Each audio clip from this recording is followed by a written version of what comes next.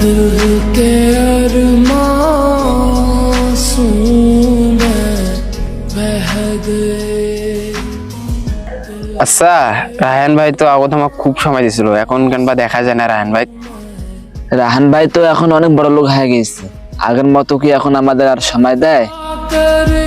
আচ্ছা, একটা বার রায়হান ভাই ফোন দেই, দেখি তো কোথায় আছে।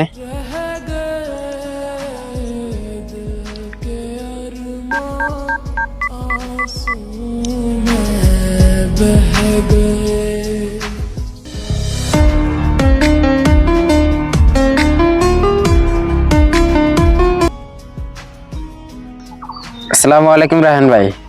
ওয়ালাইকুম আসসালাম। তুমি কেমন আছো? এই তো আলহামদুলিল্লাহ ভালো আছি, তুমি কেমন আছো?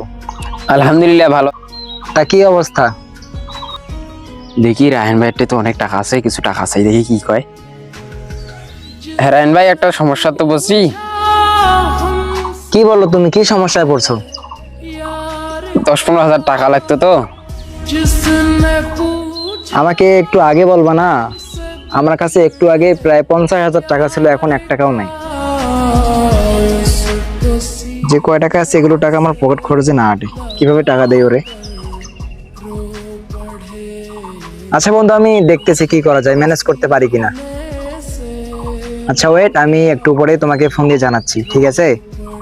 আচ্ছা ভাই ঠিক আছে, তাই একটু ম্যানেজ করেন। দেখি রায়হান ভাইয়ের টাকা চাইনি, তা কি করে। 1 ঘন্টা পর ফোন দিয়ে কল তো, তা দেখি কি কয়।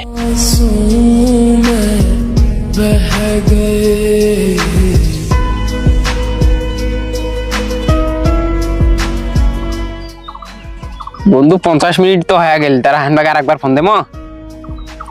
না দেখি রাহান ভাই আর ফোন দেয় কি দেয় না।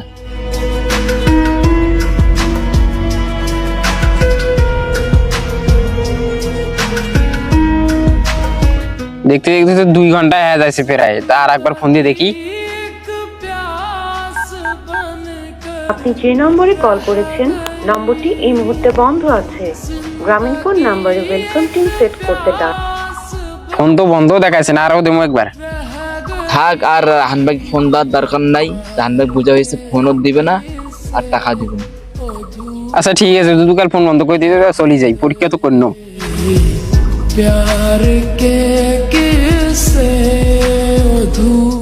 এরকম বন্ধু থাকার চেয়ে না থাকাই ভালো। বন্ধুতে এমনই হওয়া উচিত, সুখে দুঃখে সবসময় পাশে থাকবে। ধন্যবাদ সকলকে।